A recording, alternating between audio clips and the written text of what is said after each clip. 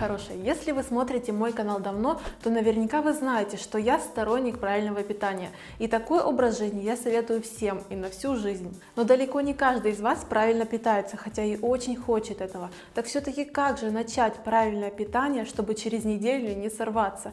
Сегодня я вам всем расскажу. А если вы в первый раз слышите о правильном питании, то обязательно посмотрите мое видео, где я вам рассказываю о основных принципах и правилах правильного питания. И там вы узнаете, что правильное питание это совсем не новомодная недельная диета. Итак, приступим. Во-первых, нужно решиться.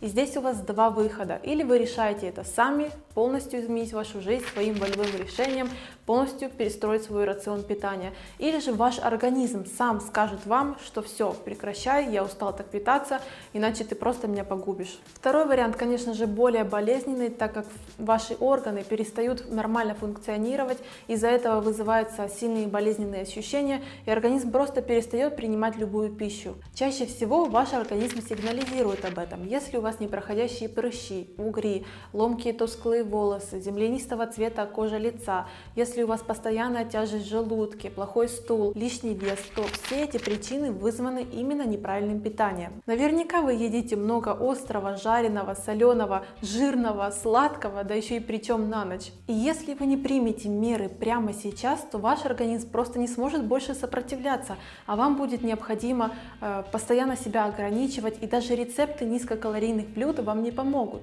Вам нужно будет соблюдать лечебную строгую диету. Разве этого вы хотите? Так, я надеюсь, я замотивировала вас такими страшилками. Теперь необходимо знать некоторые шаги, которые необходимо вам предпринять для того, чтобы вы начали правильно питаться.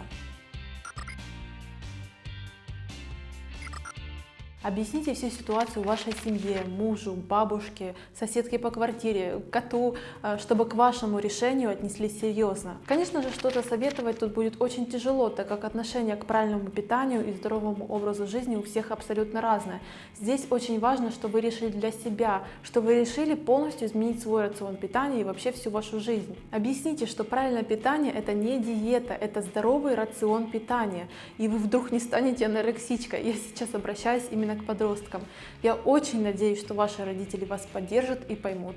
Попробуйте убрать из вашего рациона какой-либо вредный продукт. Например, откажитесь от майонеза, от мучного, от сладкого, но главное, не пытайте себя и свою психику. Ваше тело очень быстро привыкнет к переменам, а вот сознание очень сложно обмануть. Физически человек способен отказаться, к примеру, от хлеба на вторые сутки, но вот психологически хлеб вам будет даже сниться. Оставьте самую сильную привязанность на десерт, когда самые основные вредные продукты из вашего питания исчезнут.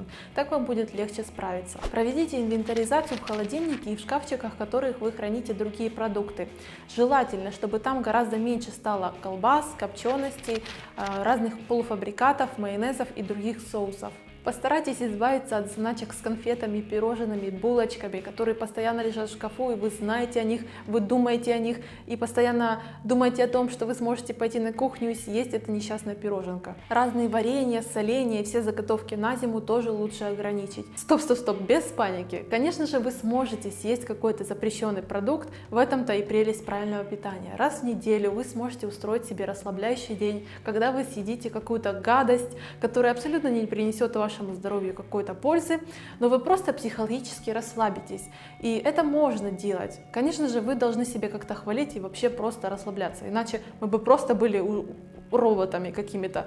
Поэтому можно есть какую-то печеньку, ваш любимый тортик, просто лучше это делать в первой половине дня и совсем немного. Найдите информацию в интернете о продуктах, богатыми микроэлементами и витаминами. Распечатайте это все на бумажечку и с этой бумажкой, взяв ее в руки, пойдите в супермаркет уже не по привычному маршруту. Не набирайте в тележку уже привычные упаковки, берите только самые свежие продукты.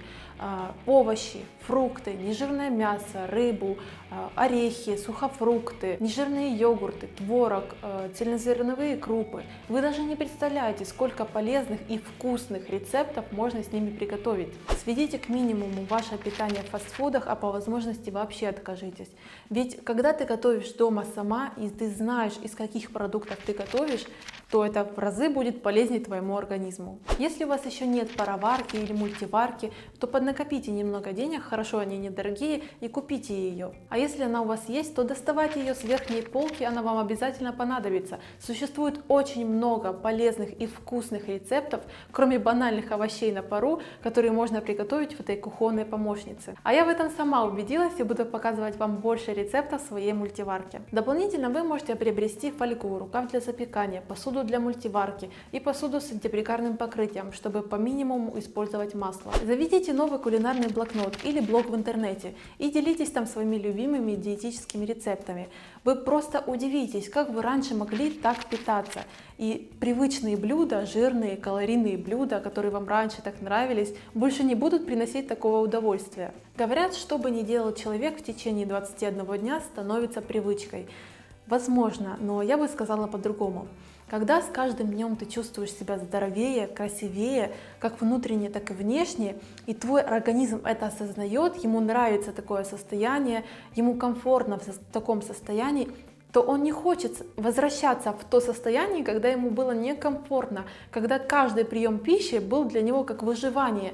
Ничего хорошего мы не получали, никаких витаминов, ничего абсолютно.